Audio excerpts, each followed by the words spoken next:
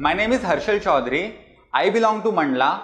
I am in Coal India right now, from 2013 rather. And from 2013, I have been preparing along with self-studies, along with several apps, along with several channels over YouTube. I concentrated my preparation from 2017. That was the peak time I started preparing for MPPSC. And definitely internet has proven to be the weapon which has changed my life. मैंने history के लिए बिपिन चंद्र की book use की थी। मैंने history के लिए कुछ नोट्स कोचिंग से अरेंज हुए थे फ्रेंड्स के थ्रू, वो यूज़ किए थे। मैंने मॉडर्न हिस्ट्री के लिए इंडिया स्ट्रगल फॉर इंडिपेंडेंस पढ़ी है। मैंने मीडिएवल हिस्ट्री के लिए तमिलनाडु स्टेट एजुकेशन के बुक्स पढ़े हैं, एमपी बोर्ड के बुक्स पढ़े हैं, एनसीईआरटी के बुक्स पढ़े हैं। रिगार्डिंग ज्योग्राफी, मैंने गो चेंग लियोंग एक बुक आती है, वो ज्योग्राफी के लिए बुक पढ़ी है। मोस्टली ज्योग्राफी का कंटेंट मैंने यूट्यूब से mrunal.org के वीडियो से कलेक्ट किया है। ज्योग्राफी मेरा ऑलमोस्ट वहीं से तैयार हुआ है। एमपी की ज्योग्राफी के लिए मैंने हिंदी ग्रंथ अकेडमी की बुक पढ़ी है। हिस्ट्री ज्योग्राफी हो गया। पॉलिटी के लिए मैं एम लक्ष्मीकांत पढ़ा करता था, और एमपी की पॉलिटी को कवर करने के लिए मध्य प्रदेश की जो लोकल बुक्स आती हैं उनको पढ़ा है।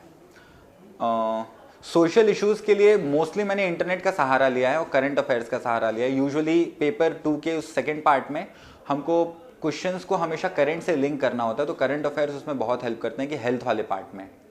उसके बाद पेपर 3 में साइंस और टेक्नोलॉजी में मुझे बहुत ज़्यादा इश्यूज़ नहीं गए थे, because I was from science background.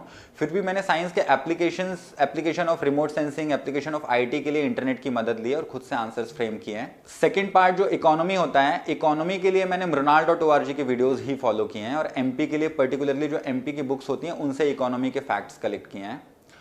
Ethics के लिए मैंने अरिहंत पब्लिकेशन की बुक पढ़ी है, और निबंध लेखन के लिए मैंने कोई बुक इन पर्टिकुलर नहीं पढ़ी है, बस जो टॉपिक्स होते थे उनको अच्छे से ब्रशअप किया है, उसका एक स्ट्रक्चर हमेशा दिमाग में बना के चलता रहा हूं जो करंट अफेयर्स में इशू चल रहे हैं।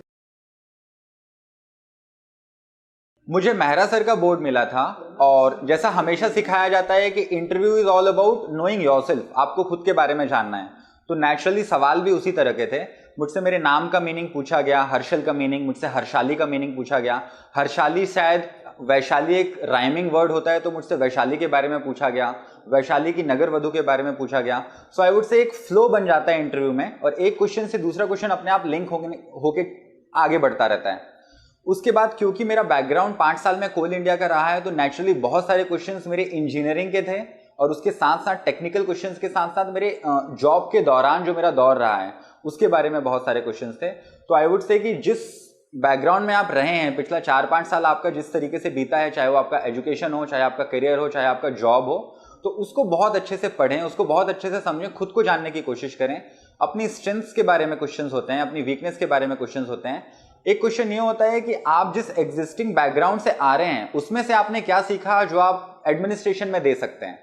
और मुझसे नेचुरली जॉब से मैंने जो एक्सपीरियंस गेन किया है, उस एक्सपीरियंस को मैं कैसे जॉब में यूटिलाइज कर सकता हूं, उसको कैसे हार्नेस कर सकता हूं, इस बारे में मुझसे काफी सवाल हुए थे। करंट अफेयर्स के बारे में क्वेश्चंस होते हैं, जो भी करंट ऑनगोइंग इश्यूज हैं, जो कुछ कंट्रोवर्शियल हैं या जो डिस्प्यूटेड मैटर्स हैं, उन पे आपकी ओपिनियन बहुत ज्यादा क्लियर होनी चाहिए, आपका पॉइंट ऑफ व्यू बहुत ज्यादा ओपन होना चाहिए, और बहुत ज्यादा इंक्लूसिव होना चाहिए। मुझसे मॉक इंटरव्यूज में भी वो क्वेश्चंस पूछे गए थे, जिसकी वजह से मुझे मदद मिली कि इंटरव्यू के लिए खुद को कैसे प्रिपेयर करूं।